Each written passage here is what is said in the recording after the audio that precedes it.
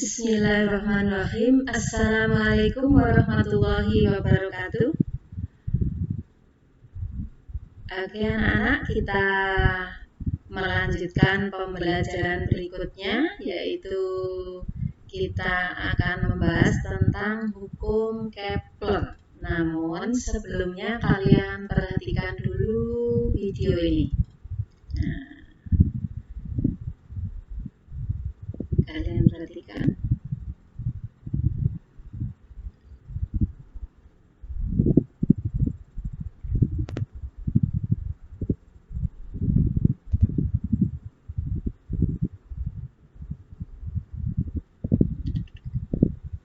Nah iya, jadi hukum Kepler pertama bunyinya ini, semua planet bergerak dalam lintasan yang berbentuk elip ketika beredar mengelilingi matahari, yang mana matahari berada pada salah satu titik fokus elip tersebut. Nah, saya ulangi videonya, kalian perhatikan bahwa matahari memang beredar itu adalah lintasan beredarnya berbentuk elips. Nah, karena mengelilingi matahari, ternyata matahari itu berada di mana? Tidak selalu berada di tengah, tetapi berada di titik fokusnya.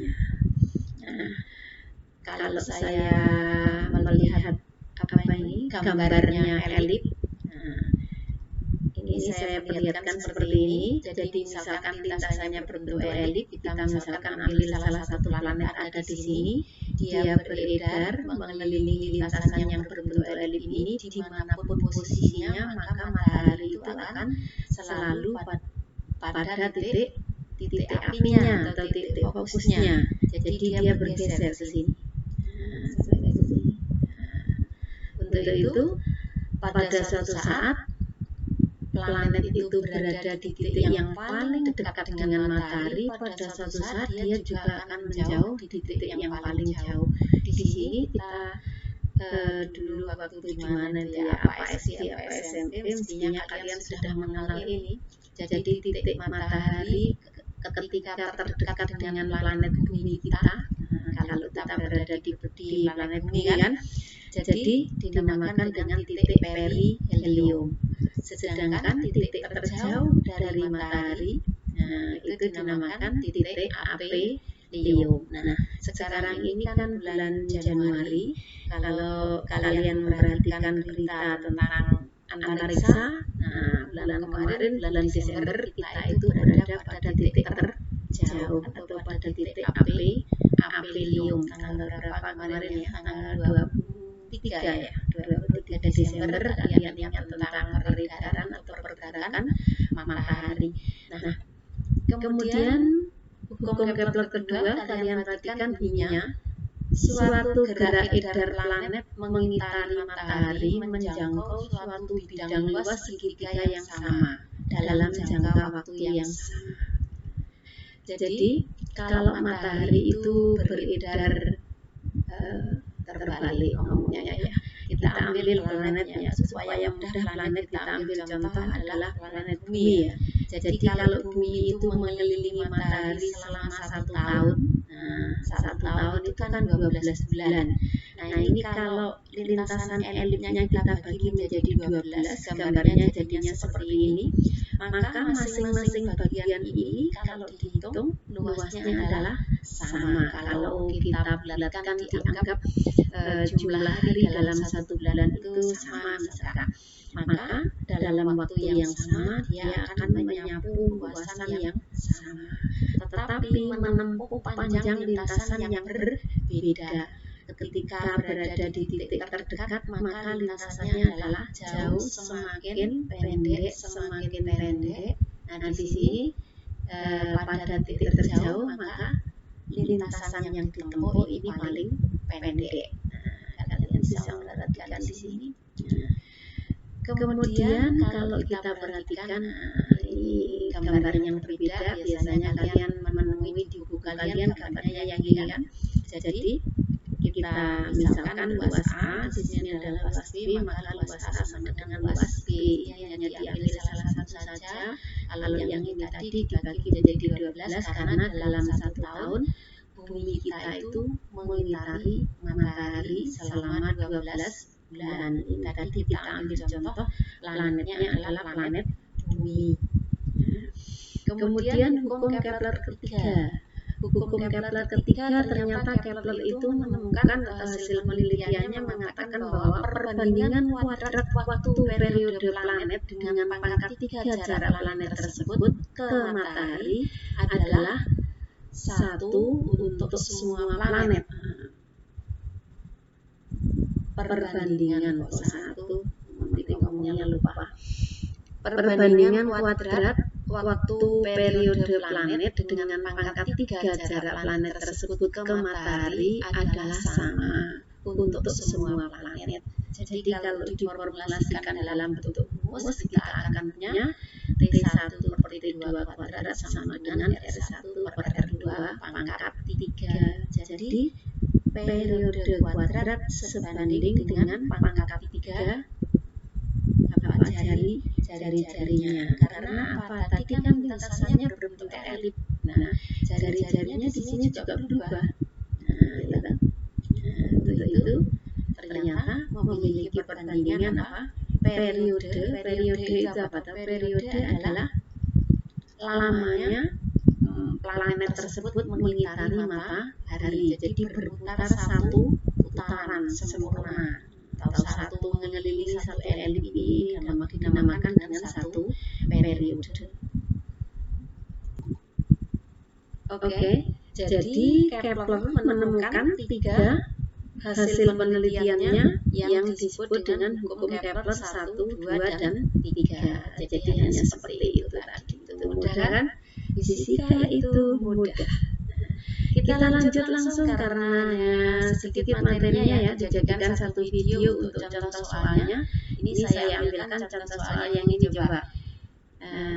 Untuk penerapannya yang ada, karena rumus yang ada hanya di Kepler ketiga, kita ambil penerapan dari hukum Kepler ketiga. Kalian perhatikan soalnya, periode bumi mengelilingi matahari adalah 1 tahun dan periode Jupiter adalah sekitar 12 tahun. Jarak planet Jupiter ke matahari adalah titik-titik. Jadi yang ditanyakan apa? Jari-jari planet Jupiter.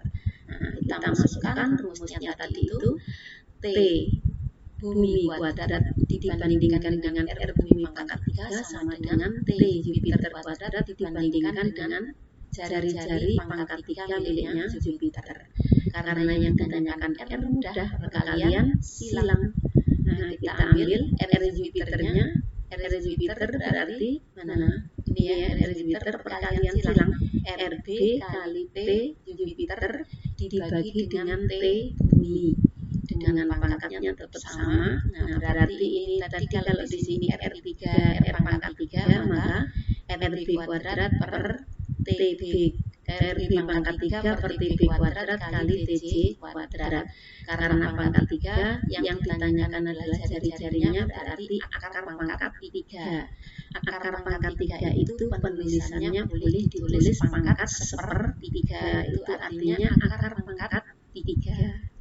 Dihitung akar pangkat 3, hitung aja pakai kalkulator di situ ya. Jadi RB sama dengan 144. Tadi dimasukkan 144 per 1 pangkat 1/3 atau akar pangkat 3. Cari di kalkulatornya jadinya nilai. Ya. Ini 1 tahun, yang ini 12 tahun kan, dimasukkan nilainya. Jadi apa tadi itu? Periode buminya berapa? 1 tahun, periode Jupiternya 12 tahun. Nah, masukkan nilai jari-jari bumi, lihat di tabelnya jari-jari bumi. Nah, kemudian kalian hitung. Nah, mudah kan? Hanya perbandingan seperti ini, hanya perkalian silang. Nah, lanjut kita cari contoh yang lain. Nah, ternyata dengan Kepler ketiga, kita itu juga bisa menghitung masa matahari. Jadi pada hukum Kepler kan berkaitan dengan periode. kalian ingat tentang gaya sentripetal pada bab gerak melingkar kemarin. Kalian punya gaya sentripetal, berarti kalau matahari mengelilingi terbalik ya, planet mengelilingi matahari dianggap melingkar, gerak melingkar, sedangkan planet dengan matahari ada gaya gravitasi. Jadi pada dasarnya gaya gravitasi itu sama dengan gaya sentripetal. Untuk itu coba dibaca dulu soalnya.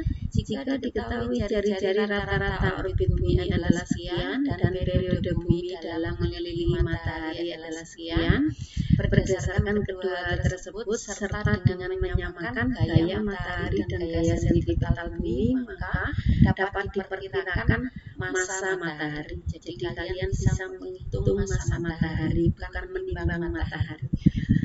Jadi kita hitung menggunakan apa? Rumusnya gaya gravitasi terhadap gaya sentripetalnya. Jadi kalau periodenya sudah bisa diketahui, maka kita akan bisa mengetahui kecepatan dari planet mengelilingi matahari, dimasukkan dalam rumusnya gaya sentripetal yang sudah kita pelajari pada bab gerak melingkar. Untuk itu kalian perhatikan rumusnya gaya gravitasi itu G/m/r², massa matahari kali massa bumi. Gaya sentripetal rumusnya mv²/r. Massa bumi, kecepatan bumi, kemudian R-nya adalah jari-jari bumi. Kecepatan bumi kalian ingat bab gerak melingkar.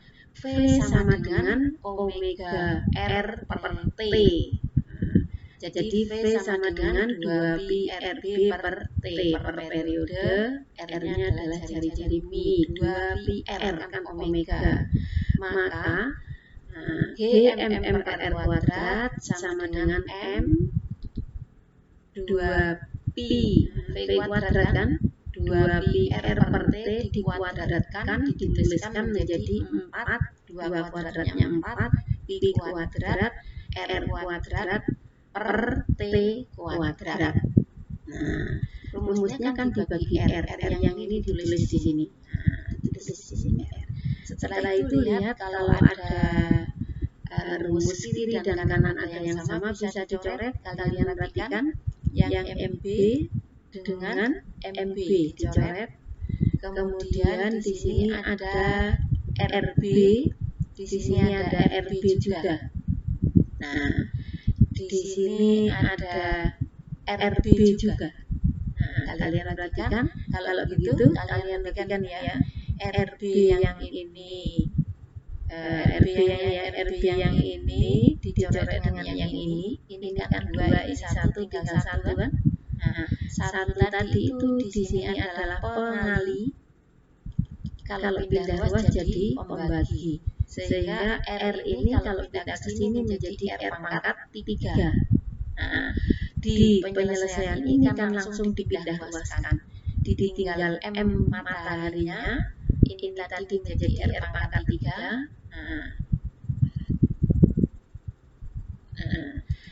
Yang ini menjadi apa? Dipindah ruaskan. G-nya pindah, pengali jadi pembagi. Di sini tadi R pangkat 3 pindah ke ruas ini, atau ini sudah ada R1 kan tadi, di sini ada R², kanan ada 2R kali R, dipindah ruas jadi kali.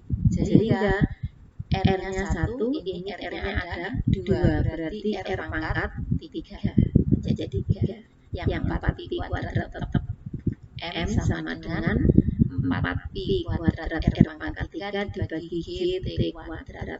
Masukkan nilainya masing-masing yang sudah diketahui dimasukkan di sini itu.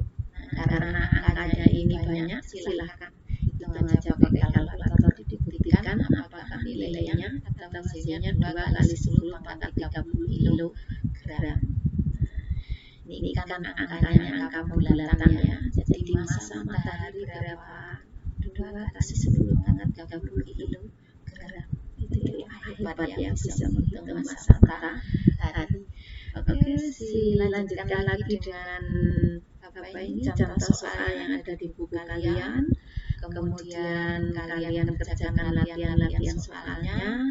Semoga kalian juga lancar berpikir, mudah untuk belajar dan mudah memahami. Kalau kurang paham, videonya bisa diulang lagi.